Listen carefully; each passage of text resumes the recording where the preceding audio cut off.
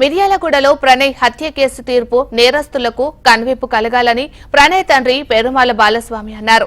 భవిష్యత్తులో ఇలాంటి ఘటనలు జరగవద్దని జస్టిస్ ఫర్ ప్రణయ్ అంటూ పోరాటం చేస్తామని గుర్తు చేశారు.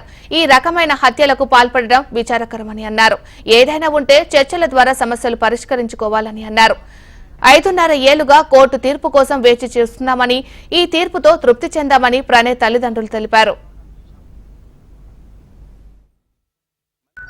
ప్రణయ్ కేసు విషయంలో నల్లగొండలో వచ్చినటువంటి తీర్పు ఏదైతే ఉందో ఆ తీర్పు ఒక నేరస్తులకు ఒక కనువిప్పు అనేది కలగాలి, కనువిప్పు కావాలి.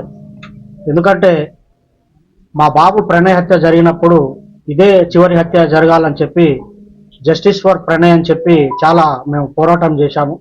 కానీ ఆ హత్య తర్వాత కూడా చాలా హత్యలు జరగటం అనేది జరిగింది.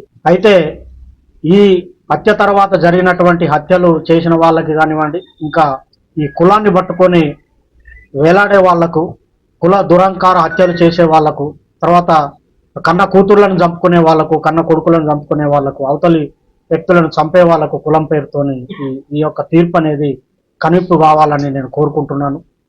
వాస్తవంగా ఈ ఇన్సిడెంట్ తర్వాత మీ అందరికీ తెలుసు, చాలా లాస్ అయిపోయాం మేము.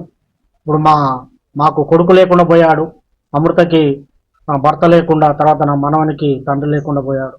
తర్వాత మారుతిరావు ఆయన అమృత ఫాదర్ ఆయన కూడా సూసైడ్ చేసుకున్నాడు. తర్వాత ఈ ఇందులో ఉన్నటువంటి 7 మందికి ఆ సుభాష్ శర్మకి ఉరిశిక్ష, తర్వాత మిగతా 7గురికి 6 మందికి జీవిత ఖైదు విధించడం అనేది జరిగింది. వారి కుటుంబాలు కూడా బాధపడుతూ ఉంటాయి. కాబట్టి ఎవరైతే ఈ సుపారీలు తీసుకొని హత్యలు చేసే వాళ్ళకి ఇది ఒక కనువిప్పు కావాలి. ఏదన్నా ఉంటే మాట్లాడుకోవటం కానివ్వండి, సమస్య పరిష్కారానికి సామరస్యంగా చేసుకోవాలి తప్ప మేనేజ్ చేయొచ్చులే, వాళ్ళకి అంతో ఇంతో డబ్బులు ఇవ్వచ్చులే, మేనేజ్ చేయొచ్చులే అని చెప్పి చంపడం అనేది కరెక్ట్ కాదు. ఈ కేసు విషయంలో మమ్మల్ని కూడా అనేక రకమైనటువంటి ప్రలోభాలు పెట్టినప్పటికీ కూడా మేము ఎక్కడ లొంగకుండా న్యాయం జరగాలి, ఈ హత్యతోని మిగతా కుల హత్యలు ఆగిపోవాలని చెప్పి మేము పోరాటం అనేది చేయడం జరిగింది.